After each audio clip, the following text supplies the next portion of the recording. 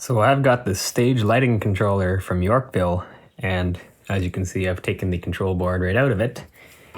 This was brought to me because of these three banks of lights that you can plug into it. This one was taped off because it didn't work. So I took a whole lot of screws and knobs out, and here is the COVID. Here is the input board. Now, the first funny thing about it is it's bent. You can see that it's bent, and you can see that this is sticking out here more than that is there.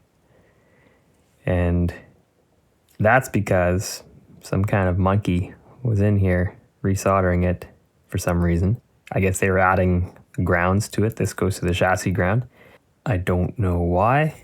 Ooh, the warp is really bad in this direction. And I think that in all this bending and flexing, you can see this burn mark here. I think that stretched this surface mount resistor, and that's why we see that it let the magic juice out. So we're gonna have to take off at least this connector, if not this one too, just to get the board a little straighter and work on it, see what we can figure out.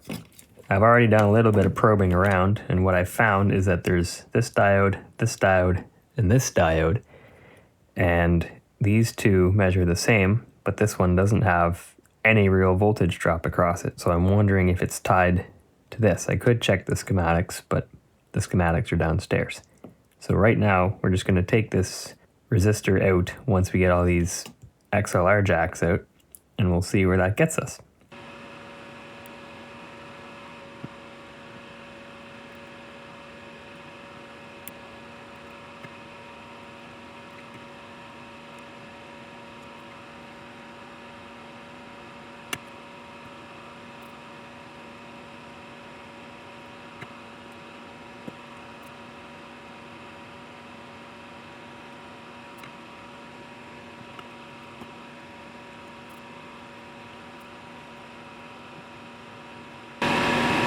Oh, finally some action.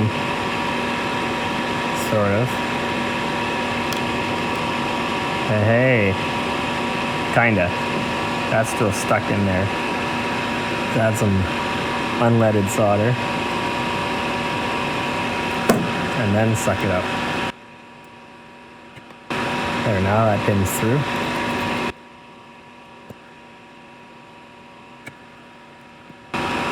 So we'll need a new one of these for sure.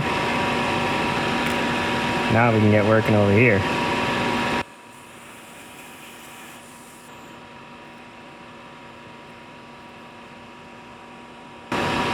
It actually looks like there's a trace that goes under that burned into it. Can't really see it on the back here.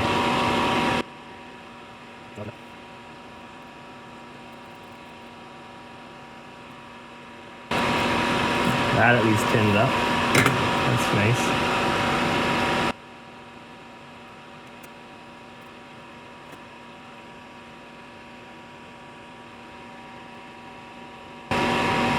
I'm gonna have to look up the PCB layout and see how this is all supposed to touch or not touch. But this does look like quite the disaster. We'll be back.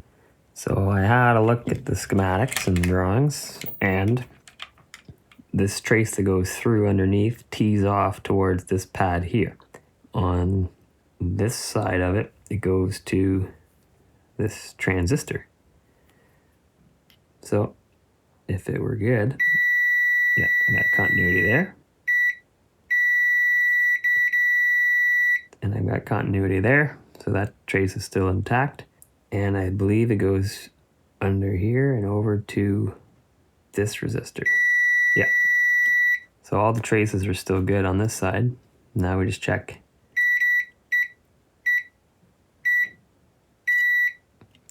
So all the traces are still good, which is actually pretty impressive given the amount of carnage we have here. But that just means we need a new surface mount resistor. I'll get one of those ordered, or a pack of them off of AliExpress. We'll pop that in. We'll get a new one of these. I don't know if I can find a Reen one. It might have to be a Neutrik, which is the same parent company, I believe. and we'll get this puppy back together. All right, I've got a 39 ohm resistor to put in this kind of burned out spot. It's as cleaned as I could get it, unfortunately. I couldn't get this connector in 24 millimeter OD size here. I could only get it in 22. That's what they have changed to apparently. So I have figured out something else, and I will show you that as we go. But right now, I'm just gonna solder this up.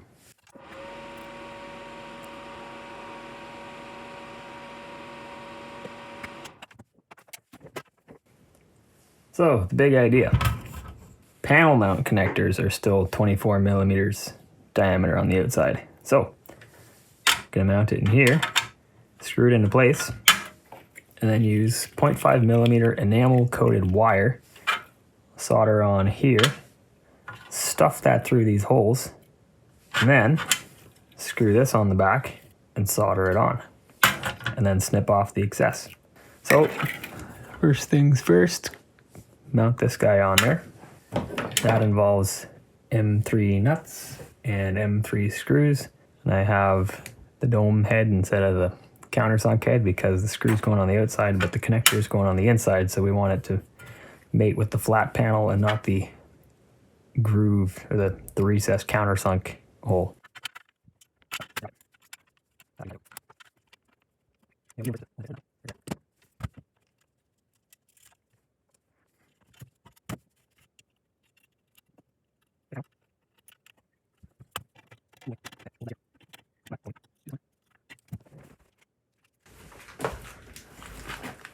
So now this is the set of screws for all that stuff. Before we get to that part, I want to get my pieces of this prepped.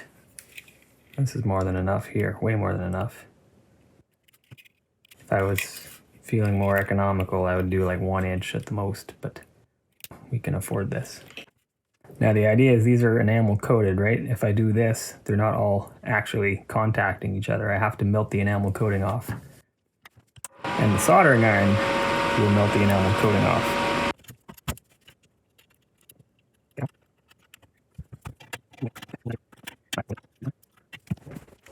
All right, that's in.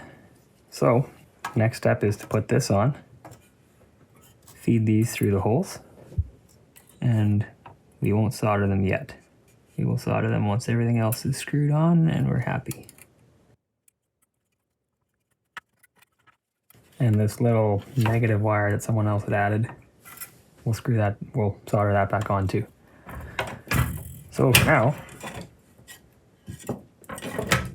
I can't really do this in a way that you can see, so I'll probably just skip this whole portion and you can take my word for it.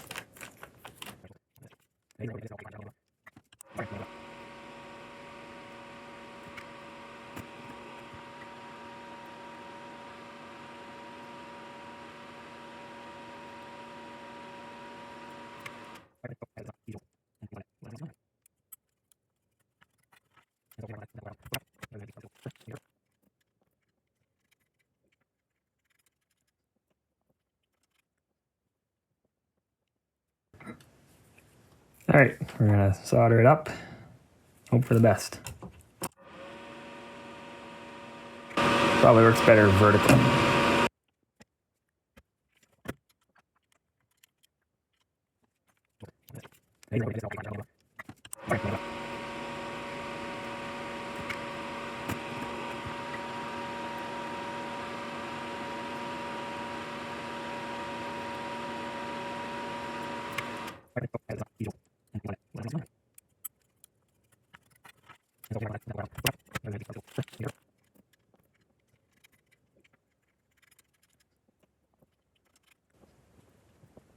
.38 millivolts. It's dead. I'm going to set this up off camera and plug it into a light. Well, I tested it out and it doesn't work, but now that I do this, I no longer have continuity on the ground, but I do have continuity on pin 3 and pin 2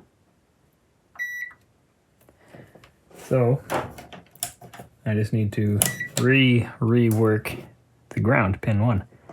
And hopefully that's it. Could almost fit so much solder in there that I could just bridge it. If I stand it up, solder should flow down into the hole.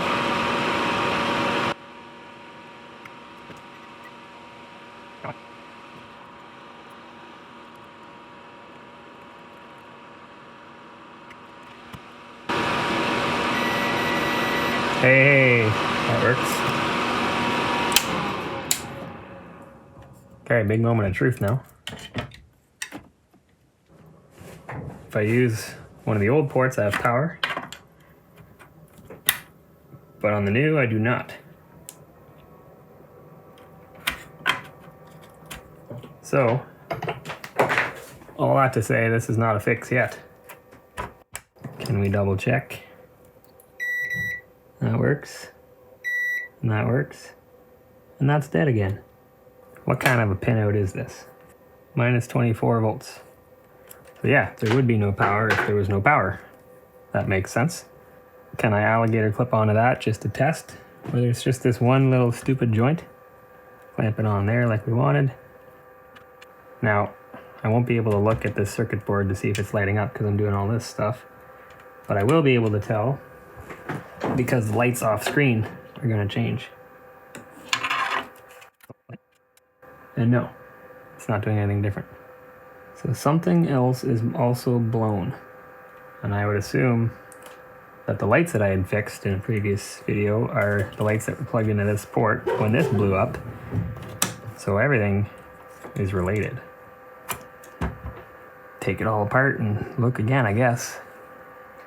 Well, I figured it out, and it was something so friggin' stupid I don't even want to really talk about it, but I think I should. The reason is that this stupid wire here that someone added, the way it was laying was shorting those traces down there. So this side was shorting to this side, and nothing was working. So I have soldered on this other test cable that I had laying around, and I will show you that if I plug this in from the lighting controller that you hear in the background, or the light in the background, plug in, green LED down there, and what can I do with the lights here?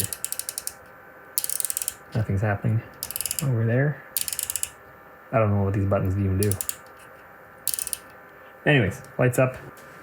So lights 1 and 2, intensity. That's going up and down. That might be off screen. Yeah, that's off screen anyways. I'm not actually getting any changing behavior over there though. I'll keep playing with it, but it seems like it's working. So I was poking around a bit because when I plugged into this guy, I didn't have control over the lights, although I did have power to the board. And if I plugged into either of these two, I did have control over the lights. So one thing that I found that's different from this input circuit versus, or output circuit versus this one, check this out. I'm in ohms mode. This is a zener diode marked ZHU right here. I get, oh come on, 16 ohms across it in either polarity. And on these two, 1.3738 kilo ohms, 1.37. And on this guy, 1.37 and 1.37. So I suspect this zener diode is bad, but I will take it out of the circuit and we can find out. So hopefully the soldering iron here can do the trick. Oh, this might be a hot air kind of deal. Oh, that'd be annoying. Yeah, I think we're in for hot air. Oh, well, can do. It's up to 300C and 50% fan. 300 might not be enough. We'll go up to 400 or 390. There. And now we get our little buddy out and find out what he thinks. Two diodes. I don't know enough about zener diodes to know if that's how it's supposed to work. Two diodes, because I guess it was shorting. We'll go like that. Run it again. Resistor. That's a different value than what we were getting in the circuit. Way different. Now we have 2 diodes, but how are we touching pad 3 there? Maybe this has something to do with it. Take this away. Okay. So now with the zener diode out of the circuit, 1.3 mega ohms and climbing. Why don't we take another one off? Put it over there and see if that solves our problem. Just for grins and giggles. Away from that capacitor, don't blow it. We'll just, oh, and this cable here, maybe it's a bad idea to hit too. We'll be quick.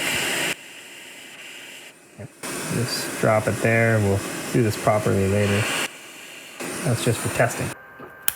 Plug in. Hey, that looks right.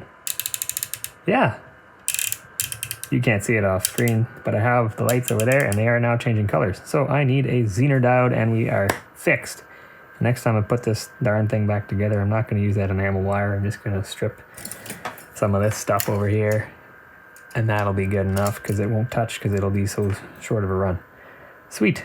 Back in however long it takes for this to show up from China. Months. All right, the diodes have arrived. I'm going to clean these pads up and I'm going to hot air one on. I just got this stuff recently and it is way better than this stuff from AliExpress. I think I got this from Mouser or DigiKey. Kind of want to keep this cable way away from the hot air. I don't remember if it was there last time, but it really shouldn't be. Put that off to the side.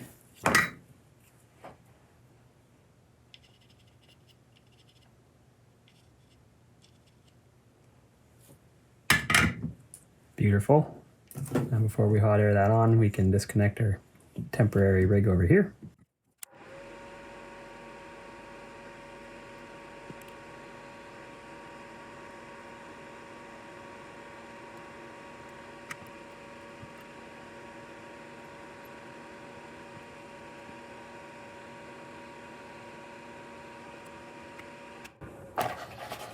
Goal with all that was to make these holes open so that I could feed wires through them in a few minutes. All right, let's get the hot air going and let's get this thing installed. So the stripe goes to this side, and on this one the stripe goes to this side, and I'm fairly certain that I just moved it straight so the stripe also goes on this side. I think I had said that I would redo this one that I'd transferred over, but it looks okay to the naked eye. We'll keep it, leave well enough alone because we know that it is working.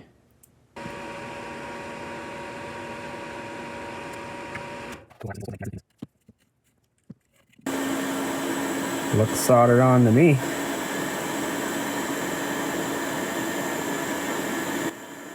Now we gotta clean this mess up on the back. My thought is it doesn't need to be this heavy gauge of wire just to ground it to the chassis. You can prep something much shorter, which will do the job. So, wire strippers.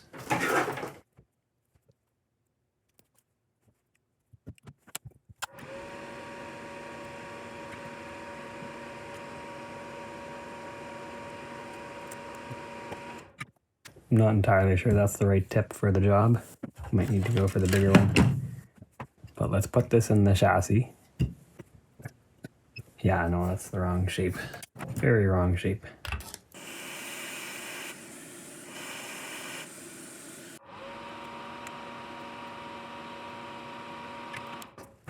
Do 3 pieces this big. That should be fine. Okay, 1 piece non-enamel wire. Learn my lesson.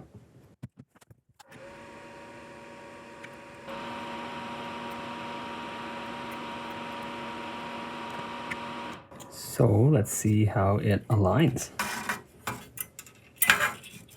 Goes in, goes in, goes in. Now we screw all this in. You've seen how this is done. We can skip ahead a little bit for you. Actually, you know what? We just want to know if it works first. And I gotta sneak this back on there. Good thing I realized before any soldering took place.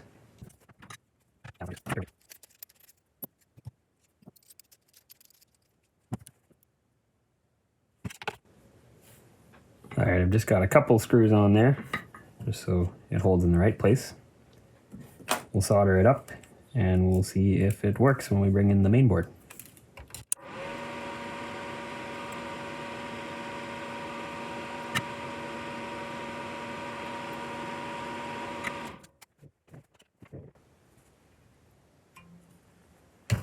Maybe just to avoid heartache, we will check continuity between the connector and the board.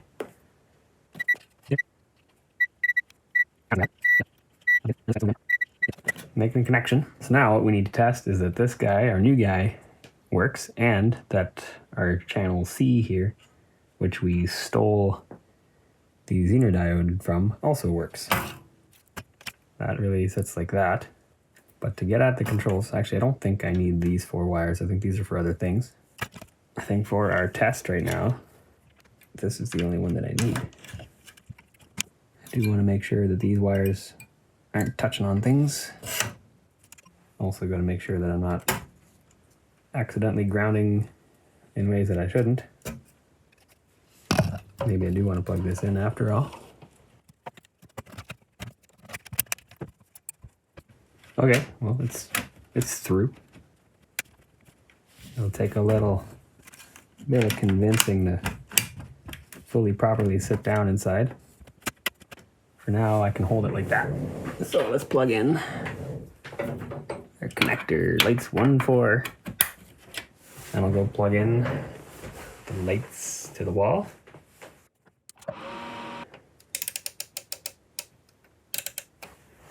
When you turn out the other lights, maybe you can see colors changing in the background, maybe not. Anyways, this is working. I have control, so the soldering is good. Now the question is, if I take this out and put it into the 3rd bank, does that power up at the bottom? Intensity, yes, it works, and yes, it works. And I have color control. Sorry, you can't see.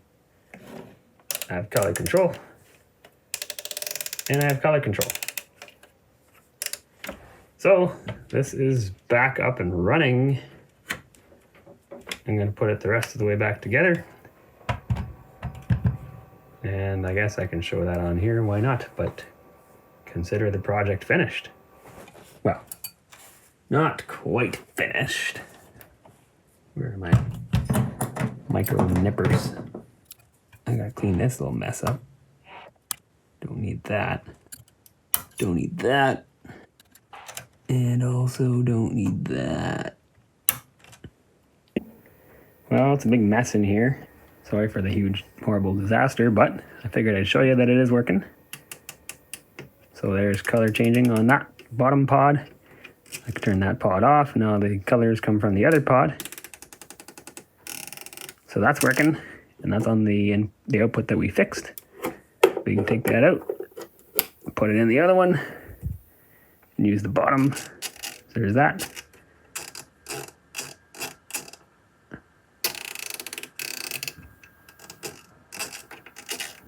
Ta-da!